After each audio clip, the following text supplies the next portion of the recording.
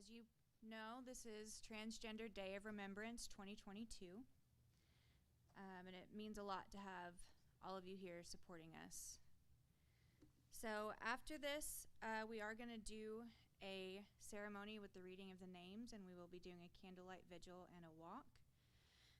And then we will meet back in here for quiet contemplation. For those who need it, we will have the slideshow that you're going to see later on running as well. If you want to come back and just spend some time, you can spend as much time as you need sitting in that quiet contemplation, or you can also join us in the other room for community engagement and refreshments. For now, we are going to hear from Caleb Landers, who is the deployment manager for the Quapaw Nation Search and Rescue Team. He's been a K-9 handler since 2012, and he's going to talk to us a little bit about his work with that search and rescue team. Thank you, Caleb.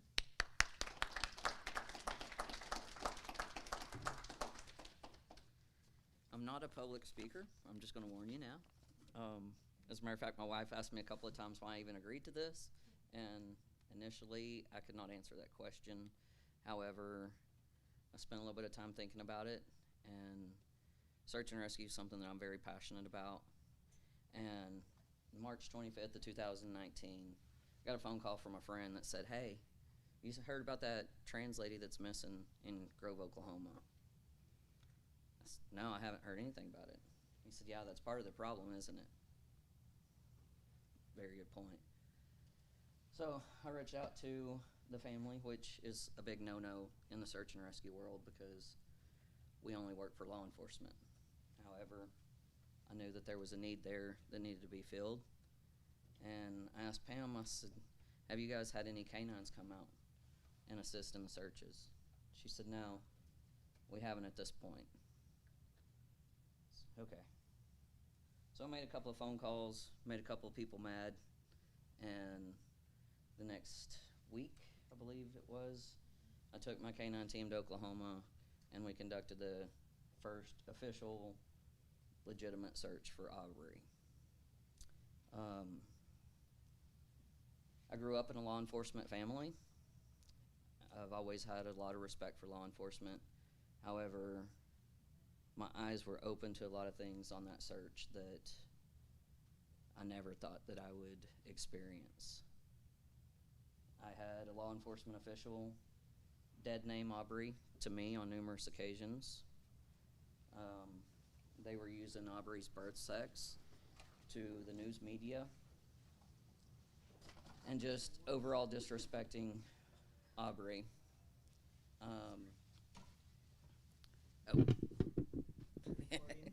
Oh, gotcha. We're recording. So I realized at that point that there was a big need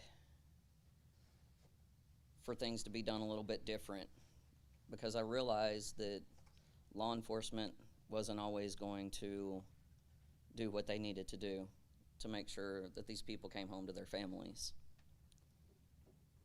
I feel like Aubrey's case could have been solved and Aubrey could have come home a lot quicker if law enforcement would have just done their job.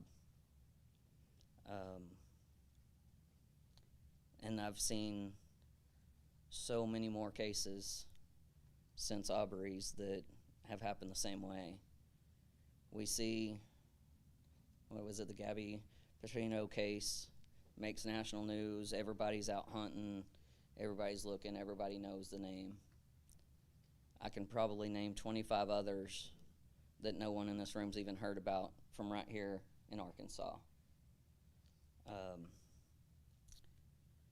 So that's why I'm standing in front of you today doing one of the things that I probably fear more than anything, and that's public speaking.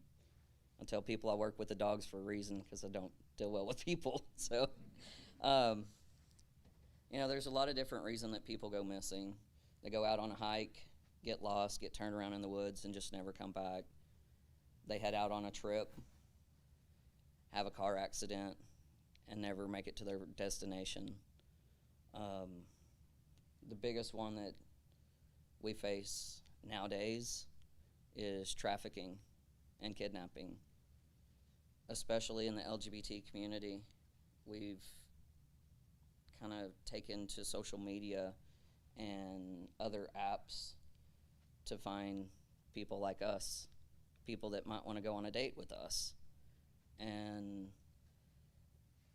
those apps aren't always, and the people that you meet on those apps aren't always who they claim to be.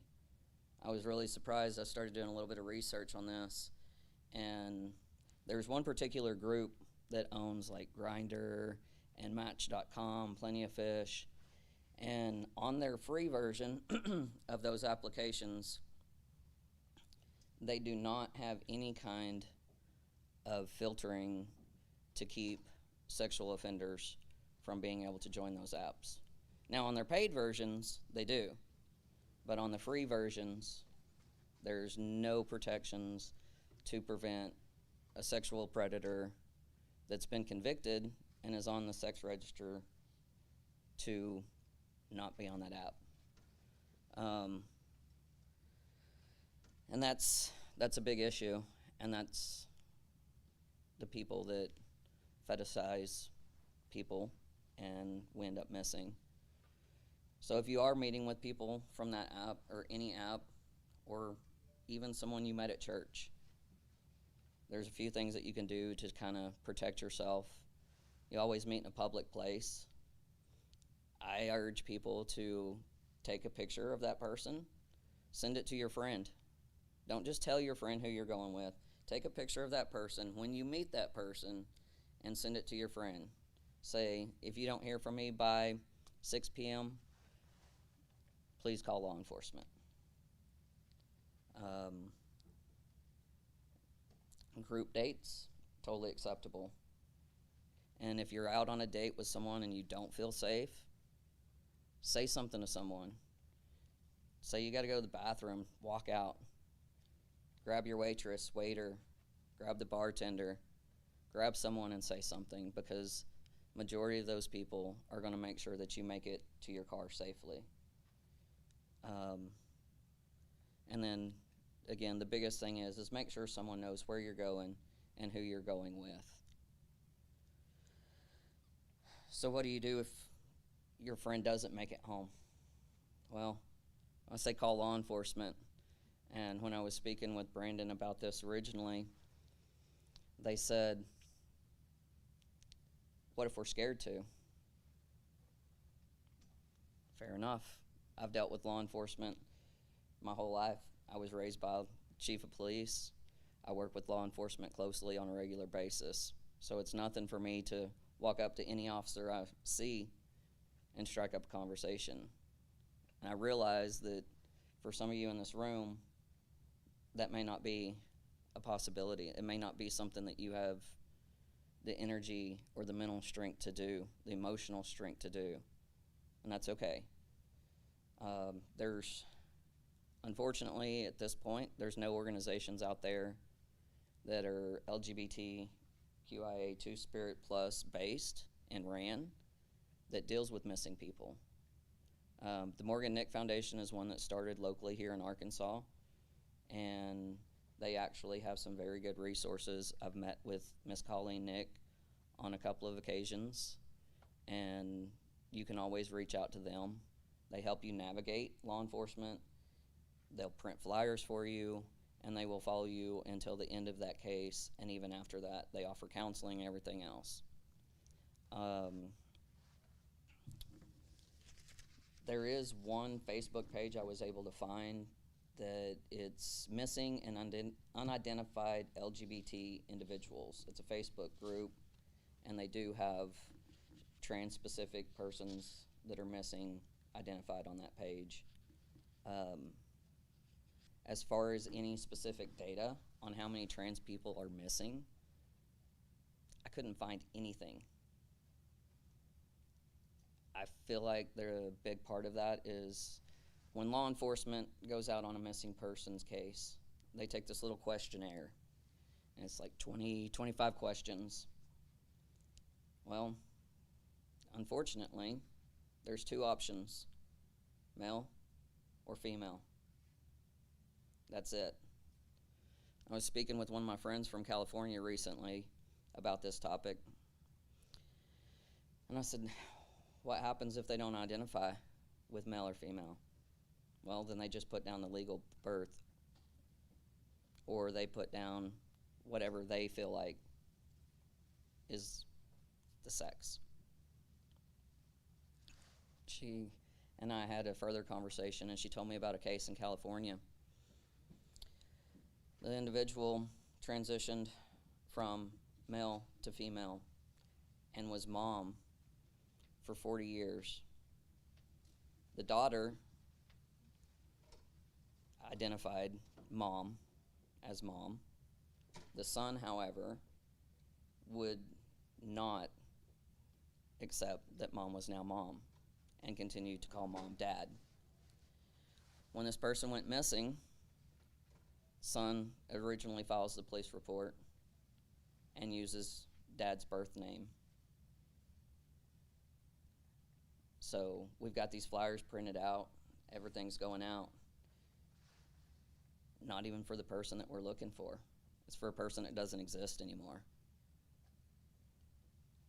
There's a big need to fix that. And we're just starting to brush the surface of how to fix that.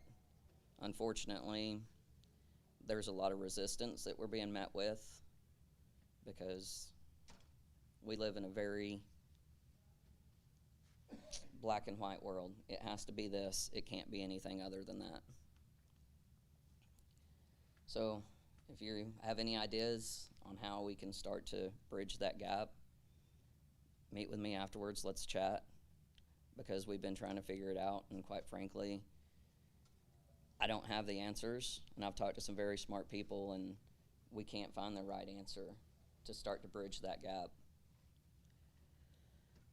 As far as I know right now, I can name maybe 5 other trans individuals in the search and rescue community. And I spoke with several of them about how to approach this topic today. And I was met with, I can't. If someone finds out, I'll lose my job. And I'll be honest with you, today standing up here is a really big step for me, because I've had that fear of I'll lose my job, or if law enforcement officials find out, how many families will that prevent me from helping? Luckily now, I work for the tribe. I work for Quapaw Nation, and quite honestly, it's been the most liberating thing. They support me. They support what I'm doing, and they are beginning to understand that law enforcement isn't the only people that we can work for or with.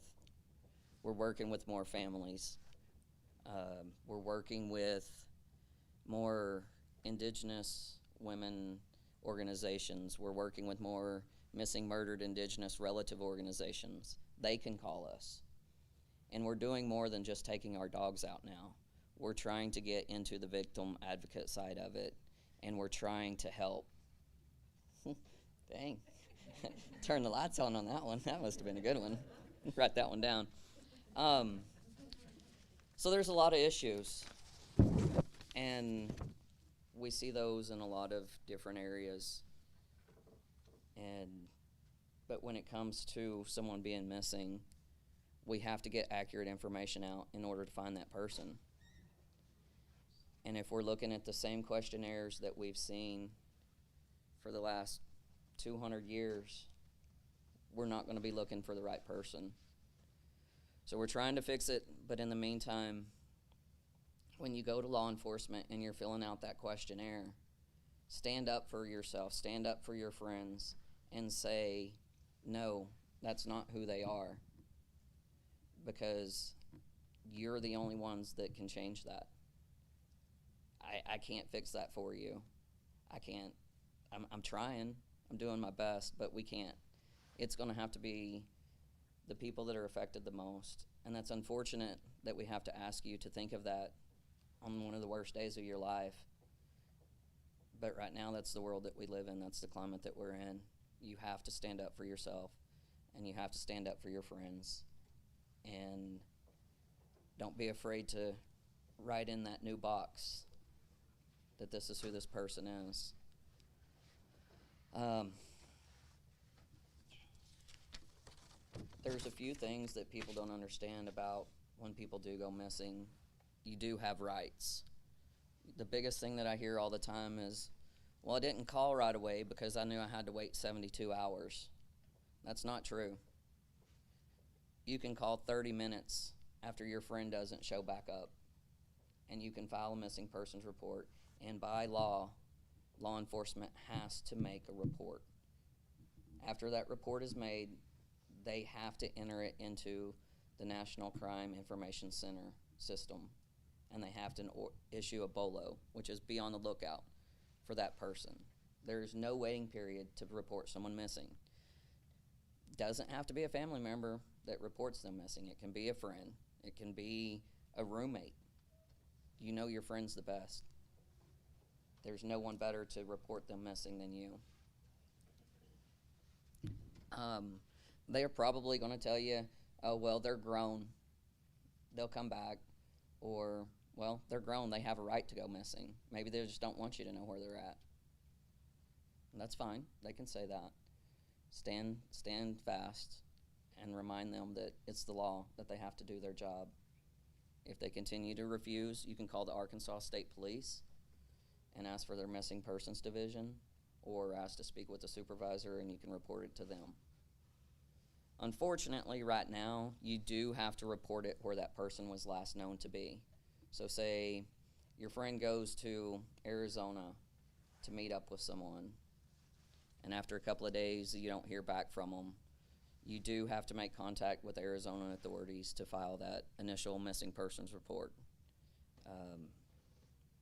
Most of them will do it over the phone. You don't actually have to go there. They can take that information over the phone. So some of the information that you'll need is, where did they go? Where were they last known to be? When did you expect them back? Who were they with? Were they in their vehicle? What kind of vehicle do they drive? License plate number is great. I understand that we probably don't know our friends' license plate numbers, but just like with anything, you can have a packet. I do. That's that little packet in case of, and I have all that information in there. And then pictures. They'll need pictures of your friend. And I'm not talking about their Snapchat pictures that looks all great with the, all the filters. We need to know what they actually look like, right? So, and then once that's done, social media is your best friend. Post it daily. Tell your friends to share it. I know a lot of information is gained through social media, and at that point, unfortunately, you become your friend's advocate. There's not many law enforcement officers that's going to spend a whole lot of their time doing that, unfortunately. So social media, push it, don't stop. Pam and Christian have been amazing force to be reckoned with. I've seen them continue to push Aubrey's name and to keep Aubrey's story alive. And because of that, she will be found. I have faith in that she will be found.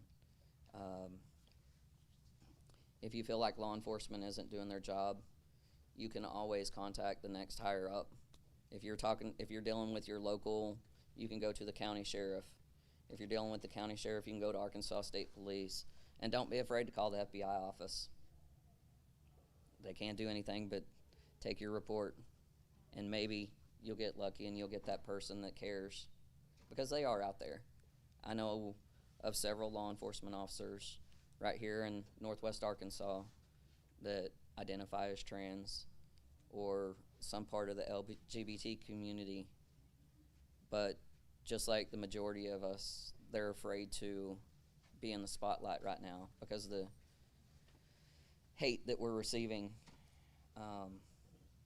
So there are good people out there, and we're trying to make a difference. We're trying to do better.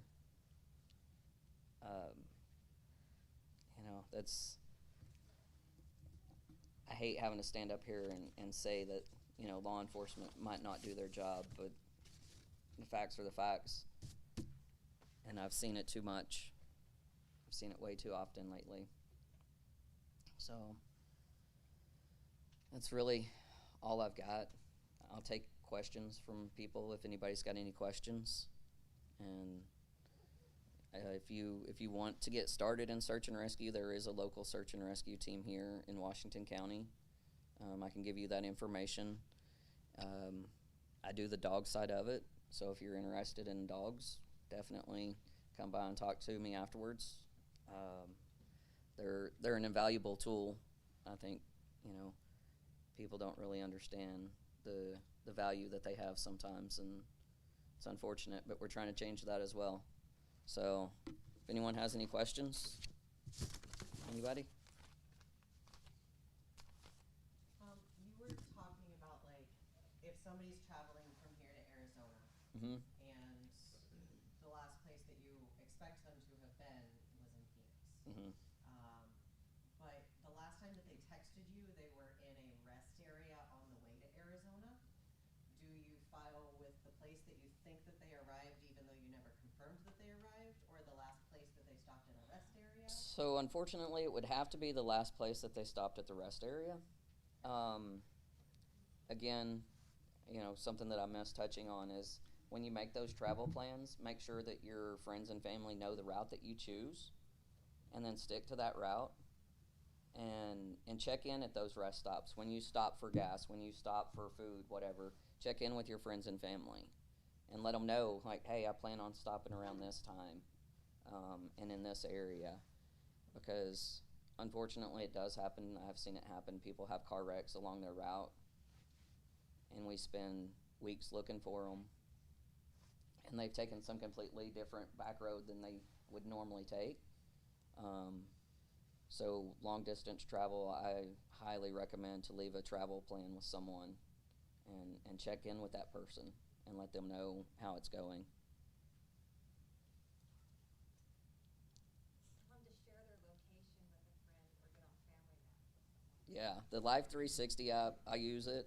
I've got my whole entire family on it. I'm probably the most paranoid person there is when it comes to this stuff because I see it a lot. So, and you can ask my wife. She'll tell you if she hasn't checked in with me before, I feel it's appropriate. I'm texting, calling like, hey, what's going on? I hate that I'm that way sometimes, but it's a necessary evil for me, unfortunately. But Life 360 works well. The new iPhones and stuff have a crash impact that it can actually monitor for crashes, and then it will send your location. Cell phones is a very valuable thing for search and rescue volunteers because we can actually call the Air Force Rescue Center, and they will ping your phone, and I mean, they've got it down to a science. We've had several that we've recovered from Devil's Den where they've got just enough cell phone towers to tell us right where they're at. We walk in, we get them, and we bring them back out. So cell phones are a great thing, but that Life 360 app's really good. There is a free version of it, but people that are more techie than me, know how to go to your text message and share your location for just a few hours or whatever. So that's always a good thing to do if you're going to be doing a long distance trip. So the form you talked about that has just male and female? Yes, ma'am. Is that a national form, or does every local department have their own? Or? There is a national form. Unfortunately, there are some break-offs of it, but there is it's a federal emergency management form, and I think it's 25 questions that they should be following. Okay, so if we were going to advocate for change, where would we? Your local emergency management offices are the best place to start. They're the ones that's going to run search and rescue in your area, in Washington County especially. So your sheriff's department is a good place to start. Unfortunately, law enforcement is required to have 0 hours of search and rescue training, and they are generally the ones that think that they're going to run the search and be successful, and unfortunately that's not the case. Outside of being trained with my K9, I have a lot of classes and stuff that I have to take on maps and everything else. There's a book called Lost Person Behavior that's got statistical data from years and years that we can pretty much pinpoint how far away from an area someone's going to be that we use, and law enforcement's not familiar with that, so they're just out kind of hoping that they get in the right area. But we have ways of narrowing it down a little better. So that's the biggest change that I would start pushing for, is actual training for law enforcement if they're going to be running search and rescue operations.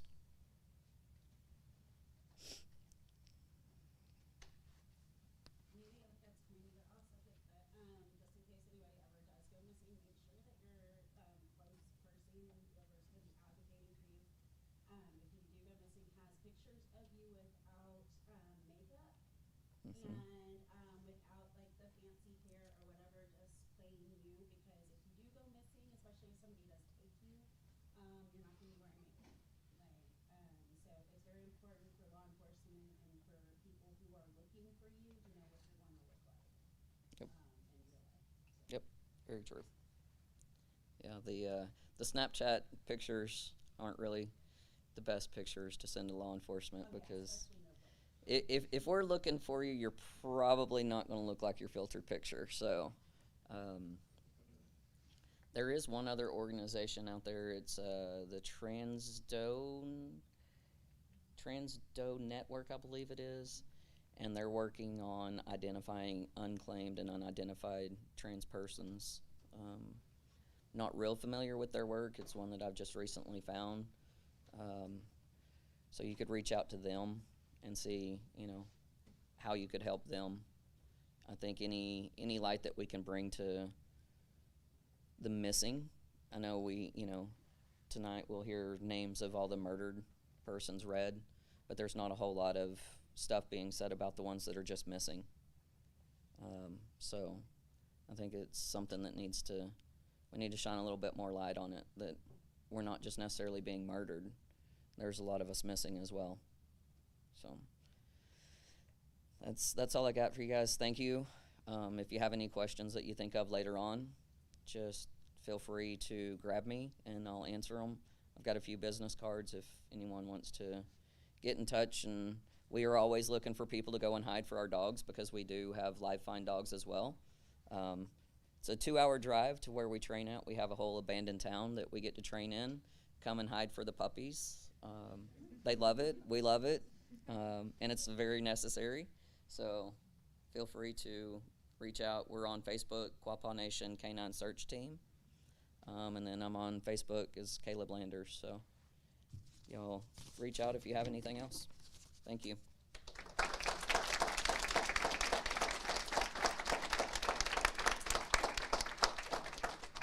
Thank you, Caleb. So, as I said earlier, my name is Jill Manning. I am the president of the Transgender Equality Network. We're a local nonprofit that does try to make a better world for transgender and gender nonconforming people in Northwest Arkansas. Given the work that our organization does, I've done a lot of thinking in the past year, especially about what that word means, equality. What does it mean to be equal? Does it mean being equally accepted, equally understood, equally healthy and happy, equally protected, equally respected? If equality to us means any one of those things, we still have a long road ahead of us. And as we grow more weary, that road seems to grow even longer. Days like today really bring that reality to the forefront, because while we are here to remember those that we've lost, we're still in the midst of the circumstances that caused us to lose those lives. And it's not just about the wave of anti-trans legislation, because it doesn't just stop with the legislation. The legislation doesn't even have to pass for it to cause immense amount of damage, as we've seen. Because that legislation comes with a narrative, and that narrative is perpetuated far beyond the legal system.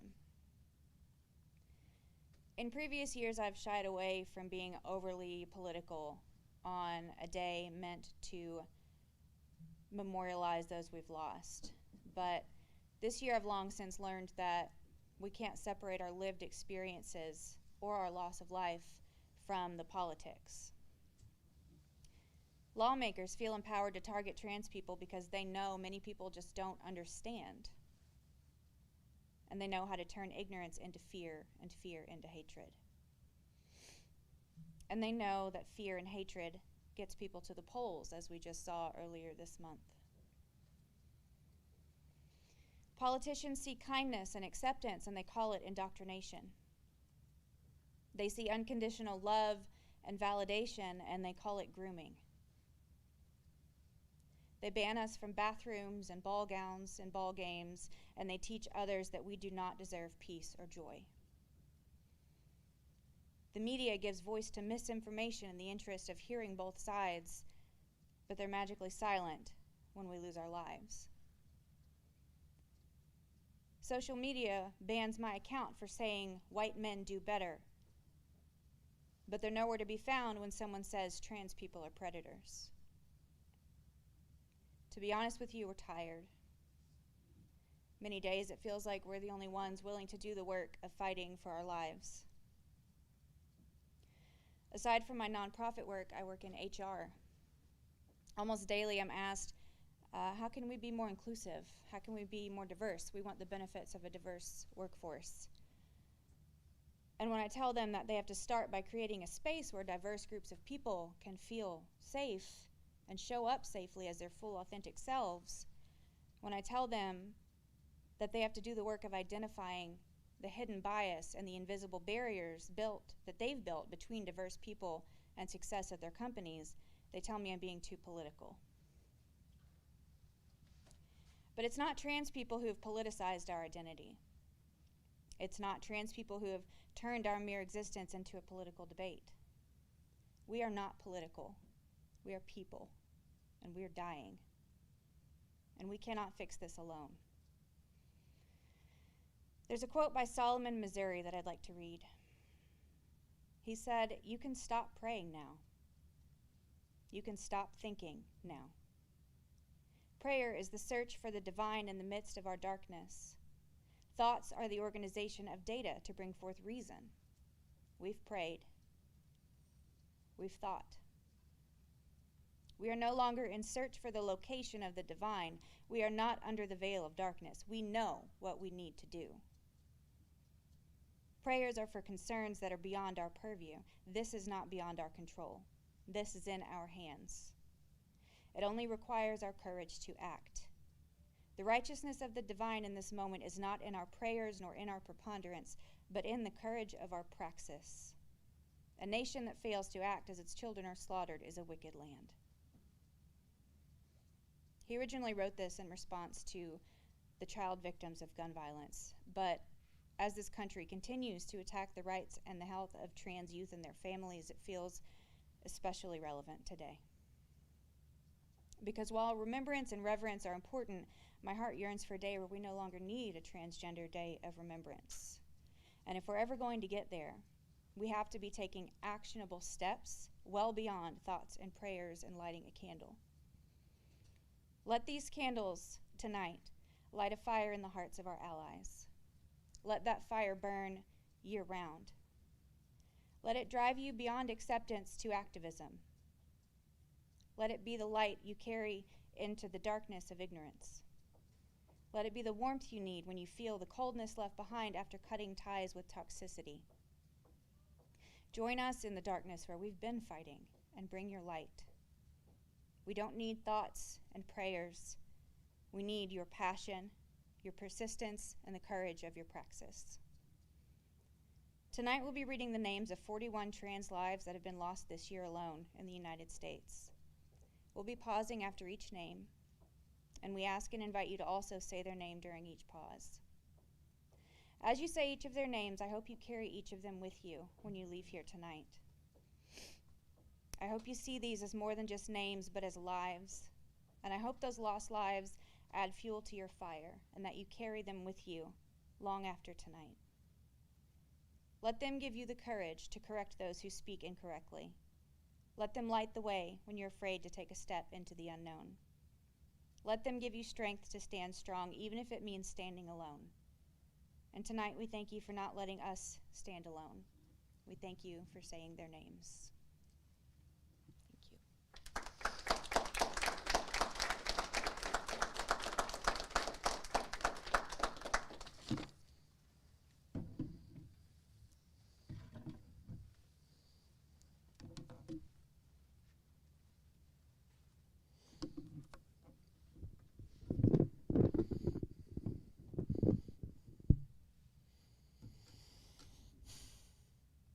Public speaking.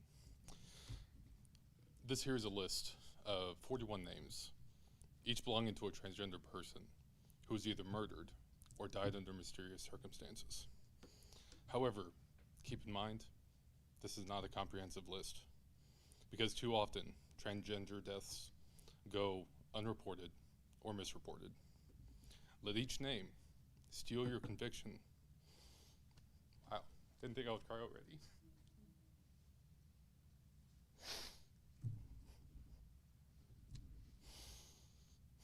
Let each name steal your conviction and serve to remind us why we fight. As I read these names, please repeat, remember, and say their name with us. Jenny De Leon. Jenny De Leon. Marquisha Lawrence. Marquisha Lawrence. Angel Naraya. Angel Naraya. Danielle Thompson. Danielle Thompson.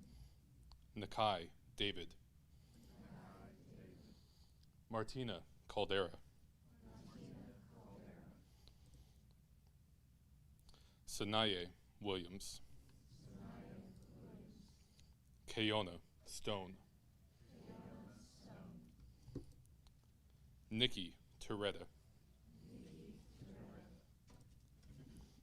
Ameri Lier. Mary Lier.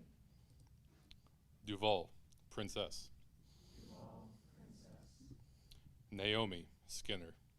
Naomi Skinner. Cypress Ramos. Cypress Ramos. Matthewangelo Spampinato. Matthewangelo Spampinato. Pamola Vaquez. Paola Vasquez. Tatiana LaBelle. Tatiana LaBelle. Catherine Katie Newhouse. Catherine Katie Newhouse. Kayana Webster. Kayana Webster. Mia Love Parker. Mia Love Parker. Ariana Mitchell. Ariana Mitchell. Fern Feather. Fern Feather. Raymond Ray Muscat. Raymond Ray Muscat. Sasha Mason. Sasha Mason. Nidra Sequence Morris. Nidra Sequence Morris.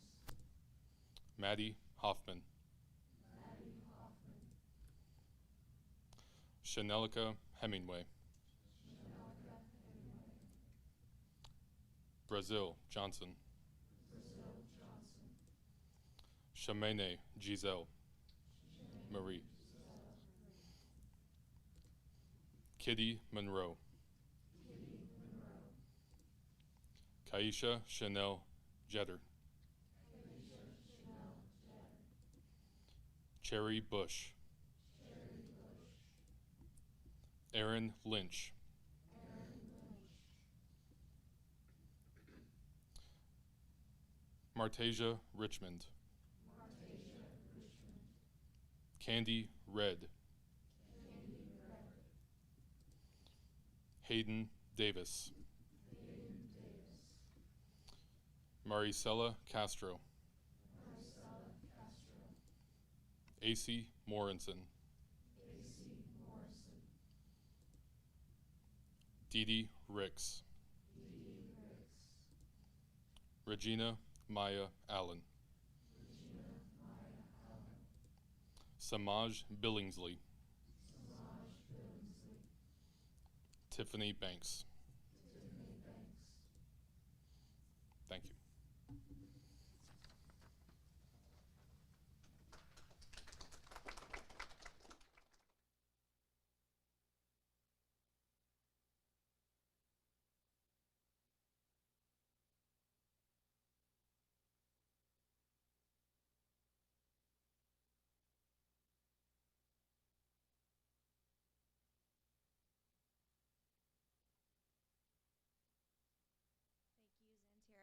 And thank you, everyone, for sharing this moment with us and for saying their names. We're going to have this slideshow running for any of you who would like to just sit again in quiet contemplation. Otherwise, we do have food and refreshments next door. You're welcome to go over there and commune and have some snacks. We are going to start the candlelight vigil at 3, and we're going to meet in the landing in front of the town center. We'll start there, go around this building, and then meet back there at the end. All right. Thank you, everyone.